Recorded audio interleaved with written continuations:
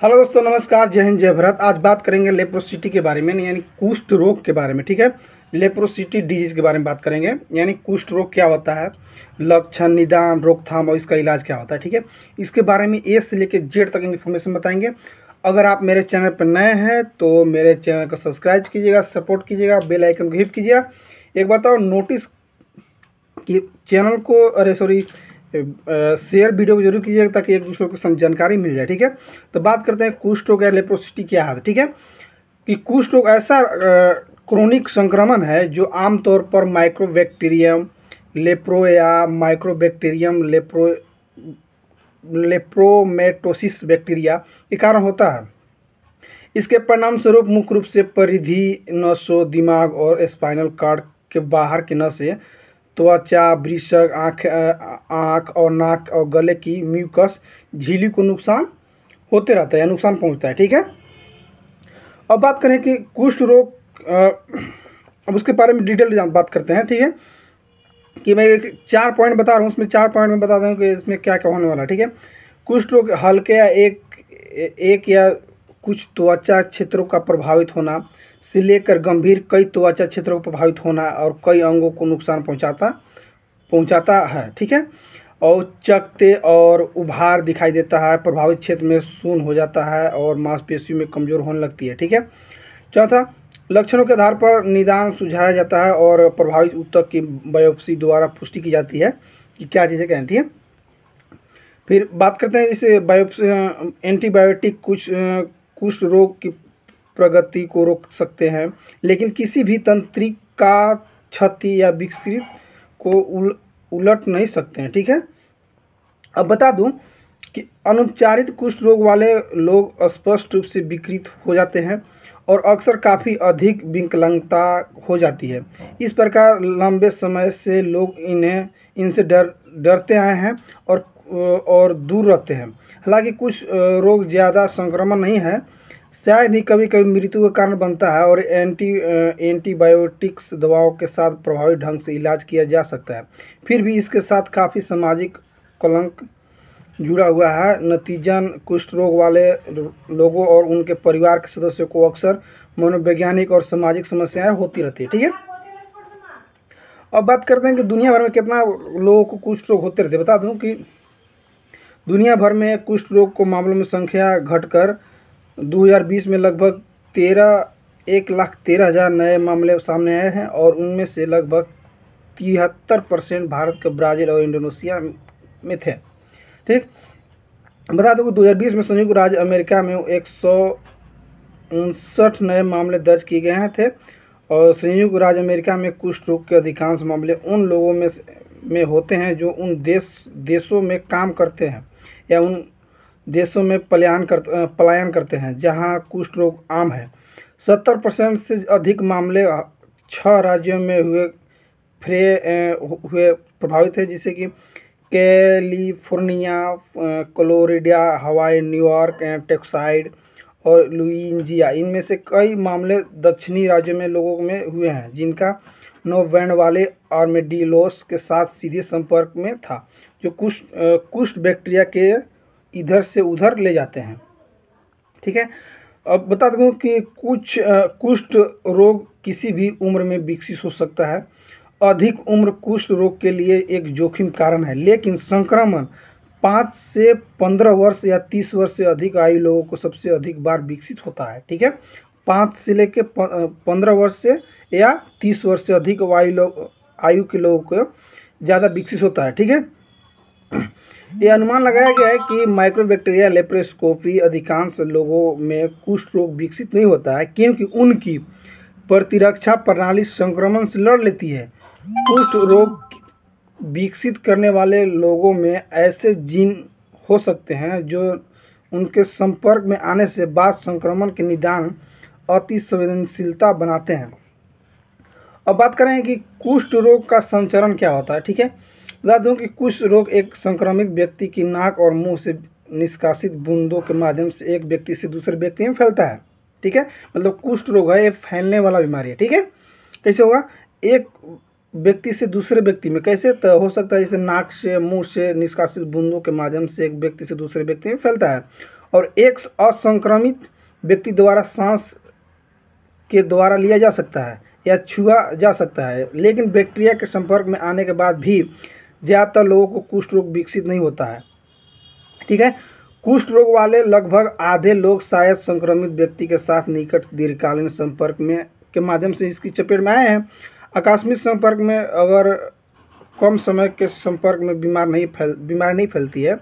कुछ कुष्ठ रोग का संक्रमण किसी संक्रमित व्यक्ति को छूने से नहीं हो सकता है। जैसा कि आमतौर पर मानना है कि स्वास्थ्य देखभाल कार्यकर्ता अक्सर उन लोगों के साथ कई वर्षों तक काम करता है जिनको बिना विकसित हुए कुष्ठ रोग का संक्रमण होते रहता है। ठीक है, अब बात करते हैं कि जैसे लोगों को छोड़कर इसका एकमात्र पुष्ट हुआ स्रोत केवल आर्मेडिलोस ही है, हालांकि इसके अन्य पशु और पर्यावरण स्रोतों में मौजूद हो सकते हैं। ठीक है, अब बात करें कि कुष्ठ रोग का वर्गीकरण क्या होता है। ठीक है, इसके बारे में बात करें।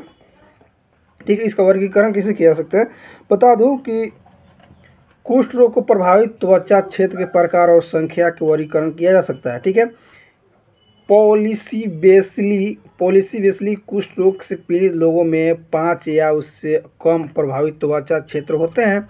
इन क्षेत्रों में से लिए गए नमूनों में किसी भी बैक्टीरिया का पता नहीं लगाया जा सकता है।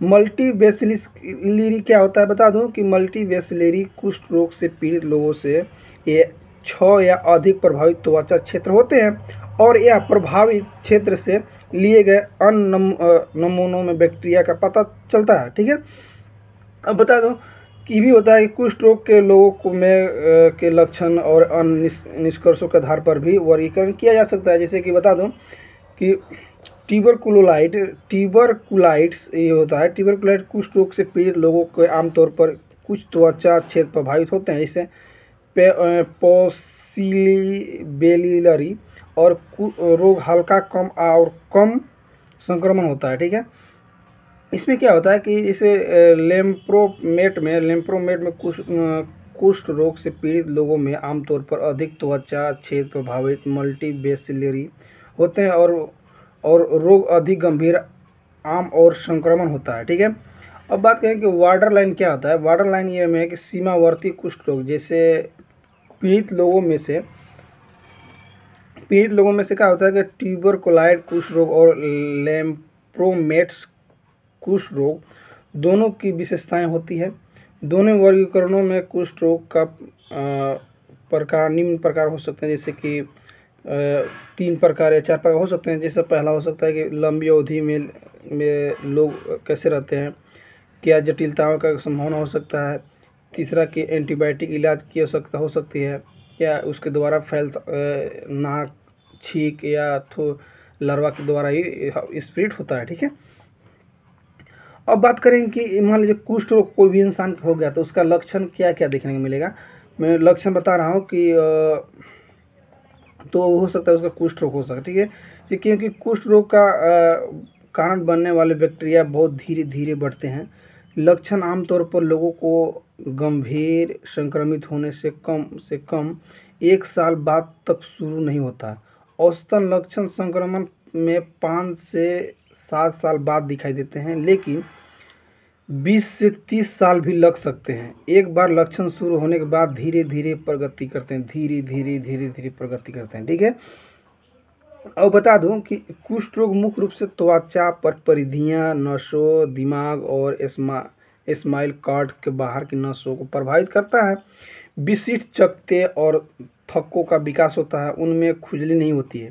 ठीक है, नसों का संक्रमण में संक्रमित नसों का द्वारा नियंत्रित क्षेत्र में त्वचा शून्य हो जाती है या मांसपेशियों कमजोर रहती है। ठीक है, तो बता दूं कि जैसे किसी के से यहाँ पे होगा, ठीक है, तो कहा था यहाँ पे जब किसी का कुष्ठ रोग होता है तो यहाँ पे इसका स्किन छुएगा तो वहाँ पे शून्य हो जाएगा। ऐसे कीजिएगा तो शून्य, पता ही नहीं चलेगा कि कुछ कोई चीज़ टच हो रहा है। ठीक है, चाहे इसको नहीं कहते निकोटिएगा, चाहे बोकोटिएगा, चाहे कुछ पेन से टच कीजिएगा तो उसको पता ही नहीं चलेगा कि कुछ हो रहा है। ठीक है, ऐसा होता है। ठीक है, अब बता दें इसमें बहुत सारे होता है, जैसे कि ट्यूबरकुलाइट कुष्ठ या लेम्प्रोमेस्ट कुष्ठ रोग या सीमावर्ती कुष्ठ रोग होता है।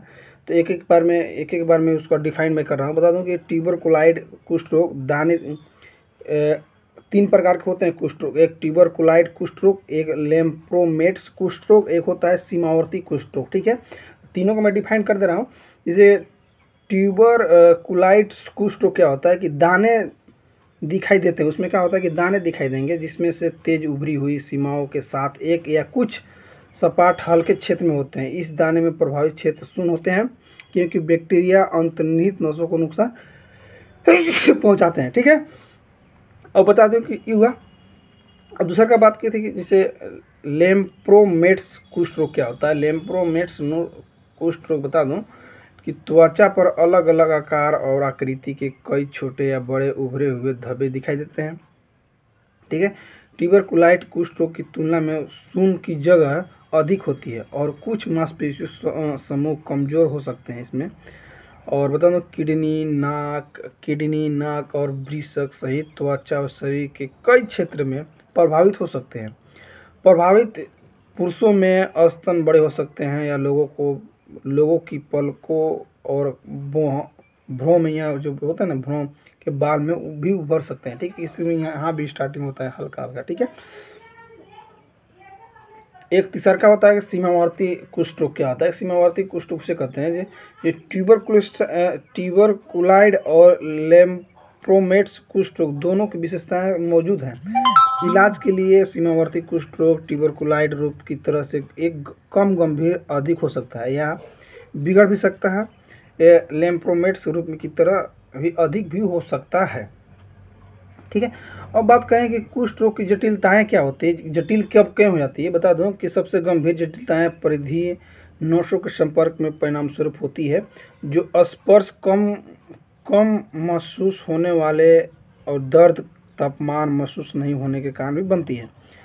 परिधीय तंत्रिका क्षति वाले लोग अनजाने में खुद को जला सकते हैं, काट सकते हैं या अन्यथा नुकसान पहुंचा सकते हैं।